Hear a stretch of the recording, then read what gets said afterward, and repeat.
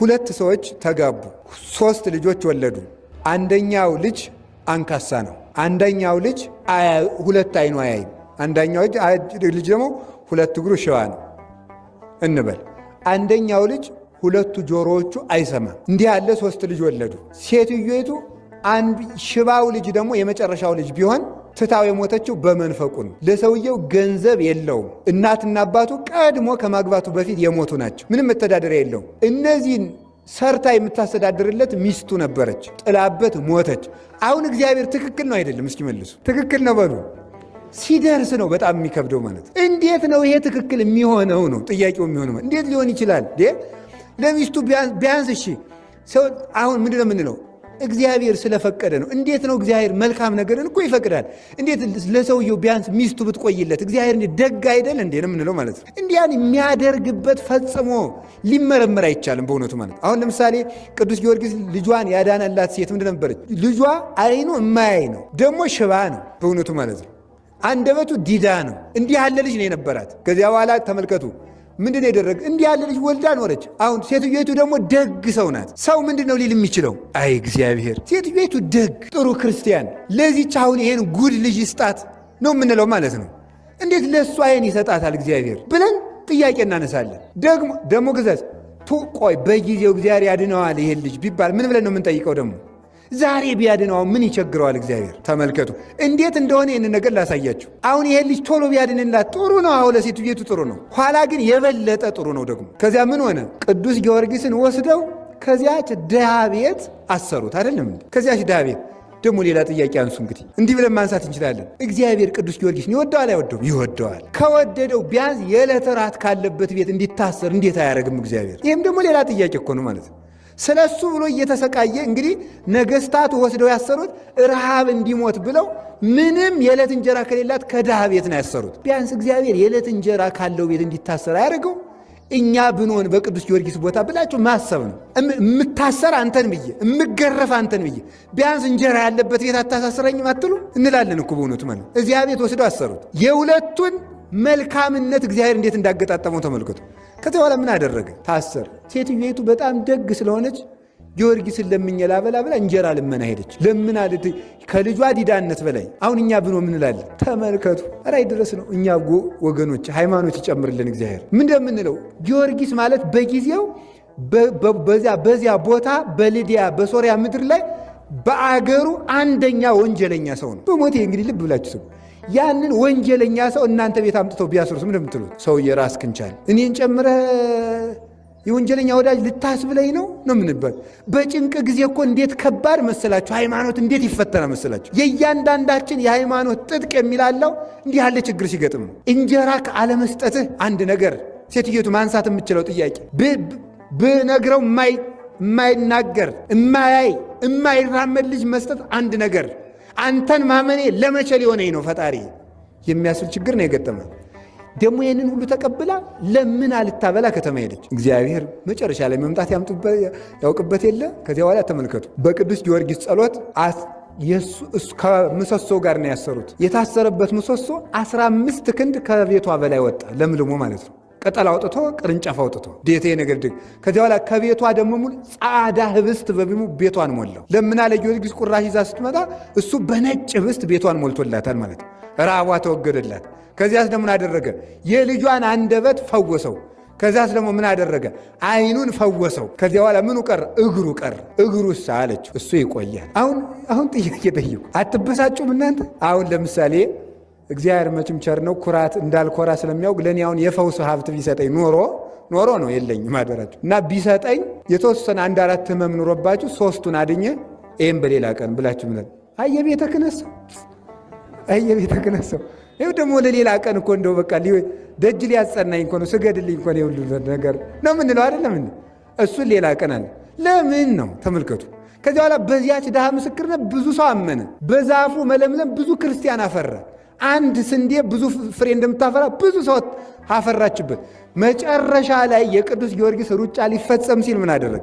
እንደ እባብ ልባሞች እንደ ርግብ የዋሆች ሁኑ አላለም እንዴ? ከዛ ቅዱስ ጊዮርጊስ ሩጫውን የሚጨርስበት አክሊል የሚቀበልበት ጊዜ ሲደርስ ለንጉሱ ሄደና እስከ ዛሬ ተሸውጄ ተታልዬ ኑሮ አለ። ምን ነው ገባኝ። አሁን እንግዲህ ለአጵሎን ልሰግድ ነው አለ። ልሰግድ ነው ልሰግድ ነው። ና በል ራስህን ልሳምህ አለ። ቆይ እኛ ገሊላውያን በልማዳችን መጀመሪያ ለጣዖት ሳንሰግድ አንሳምም አለ። በርኩስ አፉ እንዳይሰማው ማለት ነው። ቆይ ብሎ ልትሰግድ ነው ና እንልስገድ። አይ እንደዚህም አይደለም። በጥቂት ሰው አይደለም የሚደረገው። ጠቅላላውን በሙሉ የገሊላን ሰው በሙሉ ጊዮርጊስ ለአጵሎን ሊሰግድ ነው እያልክ አዋጅ ነገር አለ። ጊዮርጊስ ለአጵሎን ሊሰግድ ነው እየተባለ አዋጅ ተነገረ። ይኸውላችሁ ልብ ብላችሁ ስሙ። ለአጵሎን ሊሰግድ ነው ተባለ። በቃ እንዲህ አድርገህ ልትሰግድ ከሆነማ አለው እሾህ መሐሌ መንግሥቴ እኩል ይሰጠን፣ እንዲያውም እኔ አዋጅ አስነግሬ እስከምመጣ አንተ ከንግሥቲቱ ጋር ተጫወት ብሎ ንጉሱ ከሚስቱ ጋር አስቀመጠው። እሱ ቆመና ዳዊቱን ይደግማል። የአሕዛብ አማልክት አጋንንት ናቸው፣ ዓይን አላቸው አያዩም፣ ጆሮ አላቸው አይሰሙም፣ እግር አላቸው አይራመዱም እያለ ይዘምራል። ንግሥቲቱ ትሰማል። ማንን ነው እንደዚህ የምትለው አለች። ጣዖታቱን ነው አለች። አሕዛብ ለምን አጉረመረሙኝ? እነማን ናቸው የሚያጉረመርሙ አለች። ነገሥታቱ ናቸው አለ። እዚህ በኋላ ልቧ ተሰበረና እኔም ክርስቲያን መሆን እፈልጋለሁ አለች። ይሄ ነዋ ክርስቲያን። ንግሥቲቱን ራሷን ክርስቲያን አደረገት። ከዚያ በኋላ ክርስቲያን ሆነች። ተመልከቱ። ጊዮርጊስ በል እንግዲህ ና ስገድ፣ ሰው ተሰብስቦላል ተብሎ የአገሩ ሰው በሙሉ ግማሹ ጣዖት የሚያመልከው ተመስገን ልናርፈው ነው እያለ፣ ክርስቲያኖች ደግሞ ወይናችን መምህራችን ያን የመሰለ አብነታችን ሊክድ፣ ያች ሴት ደግሞ እንጀራዬ እያለች የልጅ መድኃኒት እያለ ልጇን ሽኮኮ ብላ መጣች። ሽባ ልጇን ማለት ሰው ከተሰበሰበበት ልጁ ያ ሽባ ልጅ አያችሁ፣ ሁልጊዜው ሁሉም ነገር በጊዜው መልካም ነው። ከእናቱ ትከሻ ላይ ሆኖ መጣ።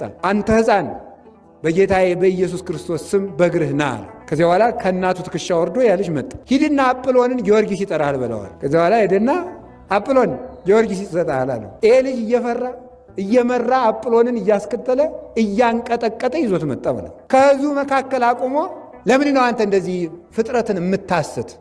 እኔ ሰዎች ነው የሰገዱልኝ።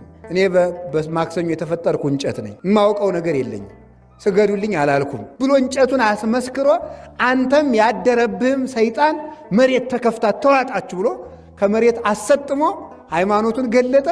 ያ ልጅም ምን ተባለ? የቅዱስ ጊዮርጊስ ረዳት ሆነ ማለት ነው። ሐዋርያ ሰማዕት ሆነ። በጊዜው ሲመጣ አንደኛ ተመልኩ፣ ሰራዊት ሁሉ ምን አሉ? ሽባ የነበረው ልጅ በእግሩ መምጣት፣ አጵሎንስ እንዴት ያለ ደካማ አምላክ ነው! አያ ሕፃን ልጅ ዶ የሚያመጣው። ለእሱ አንሰግድም እንግዲህ ለጊዮርጊስ አምላክ ነው የምንሰግድ። እንደገና ደግሞ ራሱን ማዳን ያቃተው አንድ ሕፃን ልጅ ጠርቶ የሚያመጣው ነው እንዲህ አምላክ። በዚያውስ ላይ ደግሞ ለራሱ ያልሆነ ብለው በዚያ የተሰበሰቡት ሁሉ ክርስቲያን ሆነው ተጠመቁ። ሁሉም ነገር ለመልካም ይሆናል። እግዚአብሔር ምንጊዜም ትክክል ነው የሚባለው ለዚህ ነበረ። የዚያች ሴት ሃይማኖትም ተፈትኖ ነበር። ልጄን አድነ ሲያበቃ አንተም ፈርተ ልትክር ነው ብላ ነበረ። በጊዜው ግን መልካሙን ነገር ገለጠ። እግዚአብሔር በጊዜው መልካሙን ነገር ይግለጥልን።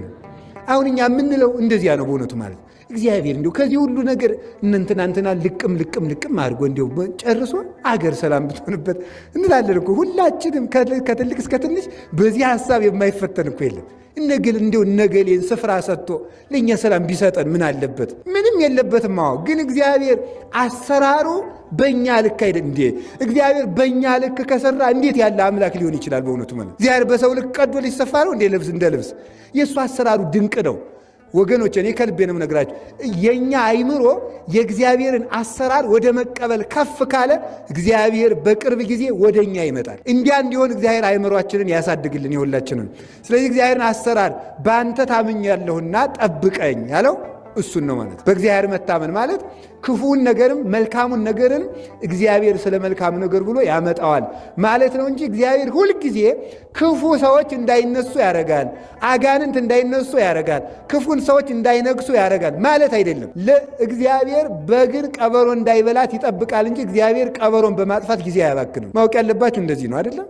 አይደለም ነው ንገሩኝ እንጂ እግዚአብሔር ቀበሮን ቢያጠፋ ነው ትክክል። ቀበሮ እያለ በግ ውላ እንድትገባ ቢያደርግ ነው። ቀበሮ እያለ ባንበላ ምንደግ ይሄማ የፈሪ ነው ገርም እኮ ቀበሮ እያለ እንዳይበላ። ስለዚህ ሐዋርያትም እንዳላችሁ ሰምታችኋል። እንዳላችሁ እንደ በጎች በተኩላዎች መካከል እልካችኋለሁ አለ። ተኩላዎችን አጠፋላችኋለሁ አይደለም ያላቸው፣ እንደ በጎች በተኩላ መካከል ልክ። ስለዚህ ቃል ሲተረጉ ምን አሉ? ተኩላ አለ ብሎ በግን ከቤት እንደማያውሉት ማለት ነው። አላውያን ነገስታት፣ አላውያን መኳንንት አሉ ብዬ እናንተን ለስብከት ሳልካችሁ አልቀርም እልካችኋለሁ እንጂ ግን መከራውን ድል ትነሱታላችሁ። እግዚአብሔር ክፉ ሰዎችን እንዲያጠፋ አንለምነውም። ቢቻል ልብ እንዲሰጣቸው እንለምነዋለን። ሁለተኛ ደግሞ ክፋታቸው እኛን ምንም ማድረግ የማይችል እንዲሆን እግዚአብሔር እንዲያደርገው እንለምነዋል። ደግሞ ያን ያደርጋል። እመኑ በሙሉ ልባቸው። እውነቴን ነው የምነግራችሁ። ክፉ ሰዎች በመኖራቸው አትፍሩ፣ አትጨነቁ። እኮ አንዳንድ ጊዜ ሁሉም ቢናገሩት ወድባል ሰው አሁን ሰሞኑን ብዙ ሰው ሲፈራ አልነበር? ጎበዝ ልናልቅ ነው መሰል፣ ችግር ሊመጣ ነው፣ እነገሌ እንዲሆኑ እኔ አልናገርም። እሱንማ እናንተ ታውቁታላችሁ ማለት ነው። ግን አትፍሩ። ክፉ ሰው ለምን አንድ ሺህ ሆኖ አይፈለፈልም? እግዚአብሔር ነው። አቤቱ ባንተ ጥላ ተጠግተን በጠላቶቻችን መካከል በሰላም እንኖራለን። እንዲያውም እግዚአብሔር ጠላት እያለ ክፉ ሰዎች እያሉ ማኖሩ ድንቅ እንዲሰኝ ነው ክፉ ሰዎችን ዕድሜ የሚሰጣቸው። ተንኮላቸው ጫፍ እስከሚደርስ ድረስ ዝም እንደሚላቸው ማወቅ አለባቸው። እግዚአብሔር ደግሞ መጨረሻ ላይ እንደሚመጣ ማወቅ አለባቸው። አንዳንድ ጊዜ ሰይጣን ምንድነው መሰላችሁ? የሰይጣን አንዱ ማስፈራሪያው ምን እንደሆነ ታውቃላችሁ? ለክፉ ሰዎች ከፍታ መጨመር ነው። ከፍታ እየገደሉ ሹመት ይጨምርላቸዋል፣ እያጠፉ ሀብት ይጨምርላቸዋል፣ እየገደሉ ተከታይ ያፈራላቸዋል። ከዚያ ምን እንላለን? ጎበዝ ልናልቅ ነው፣ እነገሌ እኮ እንዲሆኑ፣ አሁን ደግሞ ጭራሽ እንዲሆኑ ማለት እንጀምራለን ማለት ነው። ግን ልብ ብላችሁ ስሙ። ክፉ ሰዎች ሳይመለሱ ከፍታቸው ከጨመረ እርግጠኛ ሁኜ በአምላኬ ስም የምናገረው ጥፋታቸው መቃረቡን ነው የሚያመለክተው። ሰው ሳይመለስ ንስሐ ሳይገባ በእግዚአብሔር ሳያምን ከፍታው ከጨመረ ውድቀቱ ተቃርቧል ማለት ነው። በእግዚአብሔር የሚያምን ሰው ከፍታው ሲጨምር ደግሞ እሱ ድህነት ይዞ ሊመጣ ነው ማለት ነው። ይህ እርግጠኛ መሆን አለባችሁ። እንግዲህ ብዙ ጊዜ እንደነገርኳችሁ አንድ ሰው ከቅርብ ቦታ ሲወድቅ ነው ከሩቅ ቦታ ሲወድቅ ነው ስብራቱ የሚጨምረው። ሰው ከ5 ሜትር አልጋ ላይ ከሚወድቅና ከ50 ሜትር ከሚወድቅ በጣም ስብራቱ የሚጨምረው። በጣም ተንቆጫቅጮ ትቢያ የሚሆነው በጣም ከፍ ብሎ ሲወድቅ ነው። ወኮ እንዲህ ያለው ምን ይለዋል መሰላችሁ መጽሐፍ? አወዳደቁ የከፋ ይባላል ነው። ከከፍታ የወደቀ በጣም አስቸጋሪ ነው። ከፍ ብሎ የወደቀ ሰው አይጠገንም እያልኳችሁ፣ ሰባራው ማይጠገን ላይጠገን የሚሰበር ሰው ነው የሚሆነው። ስለዚህ በክፉ ሰዎች መጨመር፣ በክፋት መብዛት አትሸበሩ። እግዚአብሔርን በአንተ ታምኛለሁና ጠብቀኝ ያለው ቅዱስ ዳዊት ከዚህ የተነሳ ነው። ስለዚህ እግዚአብሔር ክፉዎችን ስላላጠፋ እየጠበቀን አይደለም እንዳይመስላችሁ። እግዚአብሔር የሃይማኖት ብርታት ይጨምርልን። እንደዚህ ብሎ ማሰብ እንዲህ ብለን ስናስብ እግዚአብሔር ደግሞ ይላል። እግዚአብሔር ይውላችሁ ሲጠረጥሩት አይወድም። እግዚአብሔር በምድር ላይ የሚጠላው ነገር ቢኖር ሲጠረጥሩት ነው። እንኳን እግዚአብሔር ሰው ሲጠረጥሩት ይወዳል። እስኪ ነገሩኝ። ለምሳሌ እኮ ሰው ዝም ብላችሁ ብድግ ብላችሁ እዚህ ላይ የተቀመጠውን ዕቃ ማን የወሰደው ካላችሁ ምን ማለት ነው? ማንን ለመጠርጠር ነው ብሎ ሰው ይናደዳል ማለት ነው። ይሄ ምንድነው? እግዚአብሔር መስለን ስለተፈጠር ሲያምኑን ነው እንጂ ሲጠረጥሩን አንወድም ሁላችንም። እግዚአብሔር ታማኝ ስለሆነ ሲያምኑት ደስ ይለዋል። ግን እንዲህ አረግ እግዚአብሔር ጥሎናል መሰል፣ እግዚአብሔር ረድኤቱን አርቋል መሰል፣ ልንጠፋ ነው መሰል ሲሉት ግን እግዚአብሔር አይወድም በእውነቱ ማለት ነው። በእግዚአብሔር መታመን ማለት እሱ ነው። እንደሚችል በፍጹም ማመን አለብን። እንደገና ደግሞ ያደረጋቸውን ታምራት፣ ያደረጋቸውን የቅዱሳን ታሪኮች፣ ሕገጋቱን፣ ትእዛዛትን ሁሉ እውነት በእውነት ብሎ ማድረግ፣ ሳይጠራጠር ሕጉን ማድረግ ዋጋ ያሰጣል ማለት ነው። ይህን የተናገረ እግዚአብሔርን አንተ ጌታዬ ነህ እለዋለሁ። እግዚአብሔርን አንተ ምን እለዋለሁ? ጌታዬ ነህ እለዋለሁ። ይሄ ስለ ኢየሱስ ክርስቶስ የሐዲስ ኪዳን ትንቢት የተነገረ ነው። ጌታዬ ነህ እልሃለሁ ያለው ለምንድን ነው? ቅዱስ ዳዊት ተመልከቱ። እግዚአብሔርን አንተ ጌታዬ ነህ እለዋለሁ ማን ሊለው ኖሯል? እግዚአብሔርን። ይሄ ስለ ክርስቶስ የተነገረ ነው።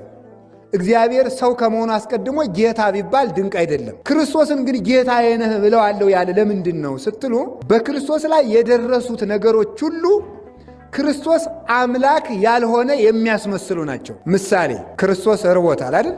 ስለዚህ ምን የሚል ጥያቄ ሊነሳ ይችላል? አምላክ ይራባል ወይ? ክርስቶስ አንቀላፍቷል። አምላክ ያንቀላፋል ወይ?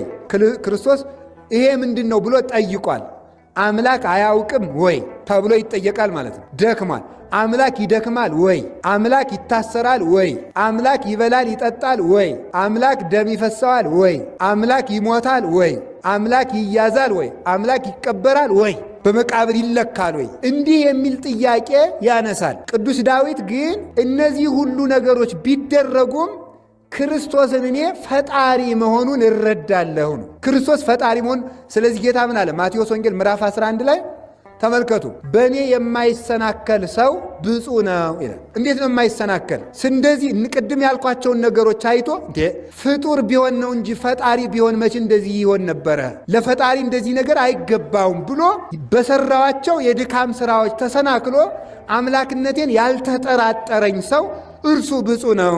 ከነዚህ ጎን ለጎን የምንመለከታቸው ነገሮች አሉ። ለአፍታ ያህል ልከልስላችሁ። ሲራብ ስናየው ተመልከቱ። ቅዱስ ኢሬኔዎስ ሃይማኖተ አበው ምዕራፍ 7 ላይ መጻሕፍት ክርስቶስ አምላክ ሰው መሆኑን እንደሚነግሩን አምላክ መሆኑን ይነግሩናል ይላል። ይህን ቃል ሁላችሁም በሕይወታችሁ ዘመን እንድትይዙ ትፈልጋለሁ። ሁላችሁም በቃላችሁ ነው እንድትይዟት ምፈልገው። መጻሕፍት በሉ ክርስቶስ ሰው መሆኑን እንደሚነግሩን አምላክ መሆኑን ይነግሩናል።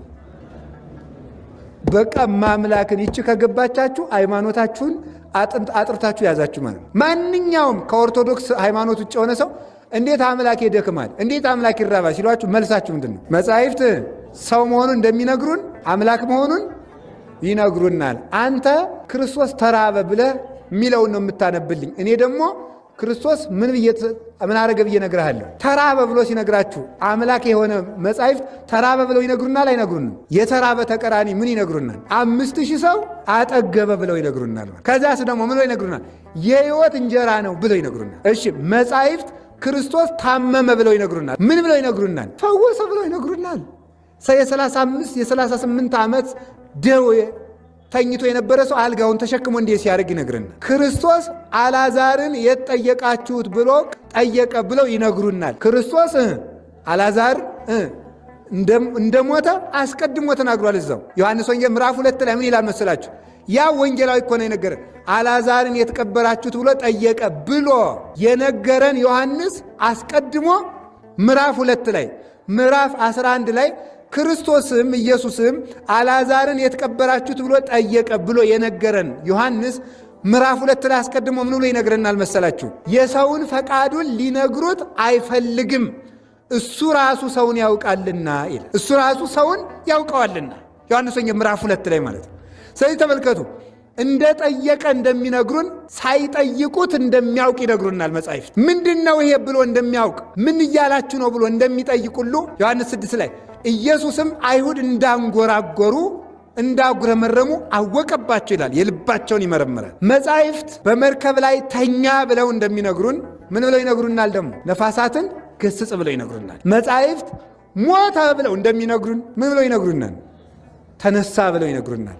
ስለዚህ ማጠቃለያችን ክርስቲያን ሲኖር በክርስቶስ የሚያምን ሰው ጠንቅቆ ማወቅ ያለበት ይሄን ነው። የክርስቶስን የሰውነቱን ስራ መርሳት የለበትም፣ የአምላክነቱን ስራ መርሳት የለበትም። ይሄንን ያመነ ሰው ስለዚህ ለምን ክርስቶስ እንዲህ አለ፣ ለክርስቶስ እንዲህ አለ ብለው ሲጠይቋችሁ አጭር መልስ የቅድሞ አረፍተ ነገር መጻሕፍት ሰው መሆኑን እንደሚነግሩን አምላክ መሆኑንም ይነግሩን። አንተ የሰውነቱን ዘረዘርክ እንጂ የአምላክነቱም አለ ብሎ ይህንን መዘርዘር ነው።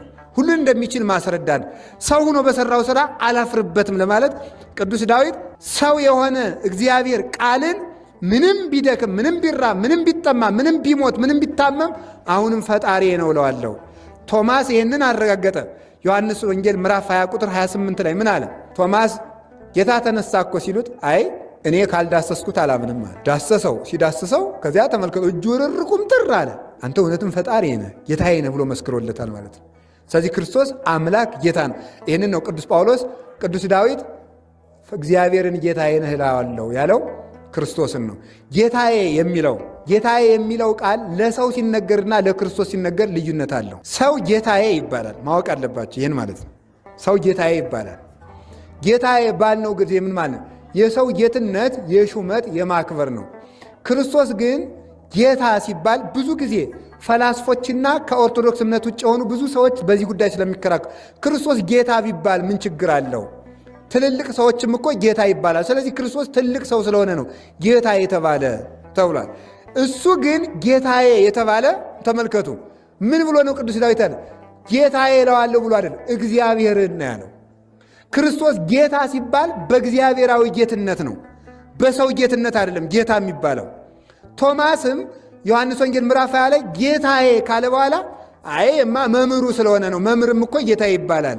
ሽማግሌም ጌታ ይባላል፣ ንጉሥም ጌታ ይባላል እንዳይሉት ቶማስ ምን ጨመረበት? አምላኬ የሚል ጨመረበት። ጌታዬ አምላኬ ብሎ ጨመረበት። ቅዱስ ዳዊትም እግዚአብሔርን ጌታ ይለዋለሁ አለ። ክርስቶስ ጌታ ሲባል በፈጣሪነት ነው፣ በአምልኮ ነው፣ በአምላክነት ነው። ቢጽ በሌላት አጠራር ይላሉ አባቶቻችን ሊቃውንት። ቢጽ በሌላት አጠራር ለምሳሌ አብርሃም ጌታዬ ይባላል፣ በሚስቱ በሳራ ነው። ቅዱሳን አማልክት ይባላሉ፣ የጸጋ ነው፣ መለከ ገዛ ባለው ገዦች ስለሆኑ እግዚአብሔር የሾማቸው ስለሆኑ በዚህ አማልክት አምላክ ይባላሉ። ሙሴ የፈርዖን አምላክ ተብሎ ተጠርቷል፣ እግዚአብሔር ነው የጠራው። ክርስቶስ አምላክ ሲባል ግን ቢጽ በሌላት አምላክነት ነው። የአምልኮ የመመለክ የጌትነት የፈጣሪነት ነው። ቅዱሳን የተፈጠረን ይጠብቃሉ፣ ይመግባሉ። የፈጠረ ቅዱስ ግን የለም። ስለዚህ በፈጣሪነት አምላክ የምንለው ቅዱስ ግን የለም፣ በጸጋ አምላክ የምንለው እንጂ። ክርስቶስን አምላክ ይለዋለሁ ስንል ይሄ ነው። ቅዱስ ዳዊት የነገረን ይሄ ነው። ዮሐንስ ወንጌል ምዕራፍ 20 እና መዝሙር 16 ላይ የተነገረችው 15 ላይ የተነገረችው እግዚአብሔርን ጌታ ይለዋለሁ ያለው ይህንን ነው ማለት ነው።